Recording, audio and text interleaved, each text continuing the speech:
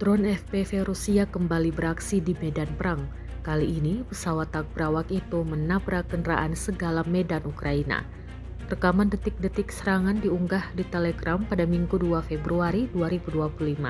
Dalam keterangan unggahan disebutkan, ini sesuatu yang baru. Drone FPV Rusia sukses menghancurkan kendaraan segala medan beroda 2 Swedia dalam pertahanan anti-drone di arah Donetsk. Beruntung tak ada korban jiwa yang dilaporkan dalam serangan ini.